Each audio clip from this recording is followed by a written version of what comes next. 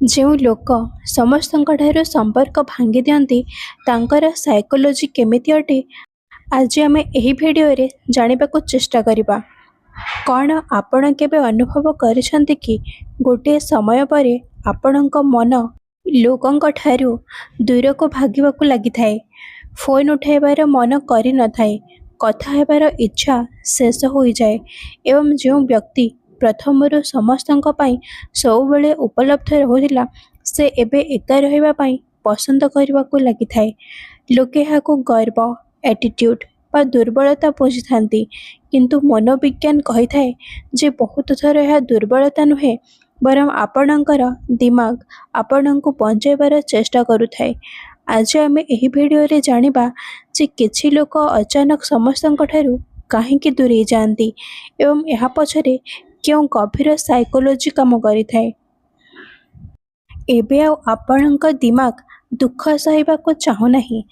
ଯେବେ ମଣିଷ ବାରମ୍ବାର ଧୋକା, ଅପମାନ ବା ରିଜେକ୍ସନର ସାମ୍ନା କରିଥାଏ ତ ତାର ମସ୍ତିଷ୍କ ଗୋଟିଏ ନିର୍ଣ୍ଣୟ ନେଇଥାଏ।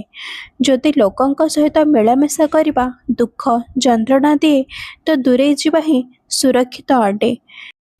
ଏହା କାରଣ ଅଟେ ଯେ ସେ ଧୀରେ ଧୀରେ ଲୋକମାନଙ୍କ ସହିତ ମିଳାମିଶା କରିବା କମ୍ କରିଦେଇଥାଏ। ତାକୁ ଲୋକ ନୁହେଁ, ଦୁଃଖ ଯନ୍ତ୍ରଣାରୁ ଡର ଲାଗିଥାଏ। ଆପଣଙ୍କ ପ୍ରାଥମିକତା ପରିବର୍ତ୍ତନ ହୋଇଯାଏ।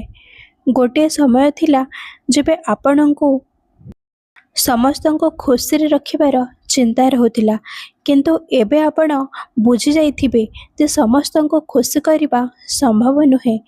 ଏବେ ଆପଣଙ୍କ ମନରେ ଭିଡ଼ ନୁହେଁ ବରଂ ମାନସିକ ଶାନ୍ତି ଖୋଜିଥାଏ।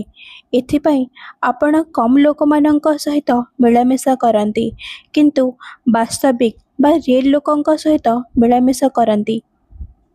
ଆପଣଙ୍କ ନର୍ଭସ୍ ସିଷ୍ଟମ ଥକି ଯାଇଥାଏ। ଲଗାତାର ଚିନ୍ତା, ଆଲୋଚନା ଏବଂ ଭାବନାତ୍ମକ ଶୋଷଣ ବ୍ୟକ୍ତିର ମସ୍ତିଷ୍କକୁ ସବୁବେଳେ ଆଲର୍ଟ ମୋଡ଼ରେ ରଖିଥାଏ। ସେ ସବୁ କଥାରେ ବିପଦ ଦେଖିବାକୁ ଲାଗେ। ଧୀରେ ଧୀରେ ତାର ମସ୍ତିଷ୍କ କହିଥାଏ, କିଛି ସମୟ ଏକା ରୁହ, ଏହା ତୁମର ରିକଭରି ଅଟେ। ଏଥିପାଇଁ ଏକୁଟିଆ ରହିବା ବହୁତ ଥର ଔଷଧ ବନିଯାଏ। ଏବେ ଆପଣ ବାଉଣ୍ଡ୍ରିଜ୍ ବନାଇବା ଶିଖି ଯାଇଛନ୍ତି। ବହୁତ ଲୋକ କହନ୍ତି, ତୁମେ ଆଗ ଭଳି ଆଉ ନାହଁ। ସତ ଏହା ଅଟେ ଯେ ଆପଣ ବଦଳି ନାହାନ୍ତି, ଆପଣ ନିଜର ସୀମା ନିଶ୍ଚିତ କରିସାରିଛନ୍ତି। ଆଗର ଲୋକେ ଆପଣଙ୍କର ସମୟ, ଆପଣଙ୍କର ବିନମ୍ରତା ଏବଂ ଆପଣଙ୍କର ଭାବନାର ଫାଇଦା ଉଠାଉଥିଲେ। ଏବେ ଆପଣ ନିଶ୍ଚିତ କରିସାରିଛନ୍ତି, ସମସ୍ତଙ୍କୁ ନିଜର ଜୀବନରେ ସ୍ଥାନ ଦେବେ ନାହିଁ। ଏହା ଆତ୍ମସମ୍ମାନ ଅଟେ। 5. ଏବେ ଆପଣ କ୍ୱାଣ୍ଟିଟି ନୁହେଁ କ୍ୱାଲିଟି ଚାହାନ୍ତି। ବୟସ ଏବଂ ଅନୁଭବ ଉଭୟ ଶିଖାଇଥାଏ ଯେ 100 ଜଣାଶୁଣାଠାରୁ ଭଲ ଗୋଟିଏ ବାସ୍ତବିକ ବା ରିଏଲ୍ ଲୋକ ହୋଇଥାଏ। ଏଥିପାଇଁ ଯେଉଁ ଲୋକ ସମସ୍ତଙ୍କଠାରୁ ଦୂରେଇ ଯାଆନ୍ତି ସେମାନେ ପ୍ରାୟତଃ ନକଲି ସମ୍ପର୍କଠାରୁ ଦୂରେଇ ହୋଇ କିଛି ଗଭୀର ଏବଂ ଭଲ ସମ୍ପର୍କ ଖୋଜିବାକୁ ଲାଗନ୍ତି। ଆପଣ ନିଜକୁ ଦ୍ୱିତୀୟ ଥର ଖୋଜିଥାନ୍ତି। ବହୁତ ଥର ଲୋକେ ଦୁନିଆର ନୁହେଁ ବରଂ ନିଜ ସହିତ ଯୋଡ଼ି ହେବା ପାଇଁ ଦୂରେଇ ହୋଇଥାନ୍ତି। ସେମାନେ ପୁରୁଣା ସଉକି, ନିଜର ସ୍ୱପ୍ନ, ନିଜର ଆଧ୍ୟାତ୍ମିକ ଯାତ୍ରା ଏବଂ ନିଜର ହଜିଯାଇଥିବା ପରିଚୟ ପୁଣି ଫେରି ପାଇବା ପାଇଁ ଚେଷ୍ଟା କରିଥାନ୍ତି। ଏହି ଏକାପଣ ତାଙ୍କୁ ମଜବୁତ ବନାଇଥାଏ। କିନ୍ତୁ ଗୋଟିଏ ଭୁଲ କେବେ କରନ୍ତୁ ନାହିଁ। ଯଦି ଦୂରେଇ ଯିବା ଆପଣଙ୍କୁ ଶାନ୍ତି ଦେଉଛି ତ ଏହା ଭଲ କଥା ଅଟେ, କିନ୍ତୁ ଯଦି ଦୂରେଇ ଯିବା ସହିତ ମାନସିକ ଚିନ୍ତା, ନିରାଶା, ଡର ଏବଂ ଜୀବନର ରୁଚି ଶେଷ ହୋଇଯାଉଛି ତ ଏହା ଖାଲି ଏକାପଣ ନୁହେଁ ବରଂ ମାନସିକ ଚିନ୍ତାଗ୍ରସ୍ତର ସଂକେତ ମଧ୍ୟ ଅଟେ।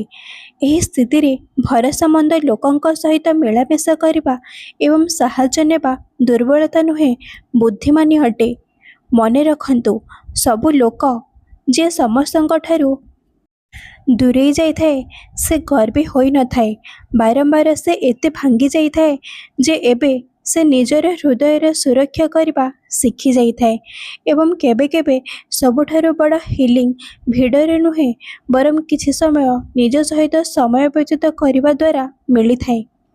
ତ ସାଙ୍ଗମାନେ, ଯଦି ଆପଣମାନଙ୍କୁ ଏହି ଭିଡ଼ିଓଟି ଭଲ ଲାଗିଲା ତ ନିଶ୍ଚୟ ଲାଇକ୍ କରନ୍ତୁ ଏବଂ ଆଗକୁ ଏହିଭଳି ଭିଡ଼ିଓ ଦେଖିବା ପାଇଁ ଏହି ଚ୍ୟାନେଲକୁ ସବସ୍କ୍ରାଇବ୍ କରିଦିଅନ୍ତୁ। ଧନ୍ୟବାଦ।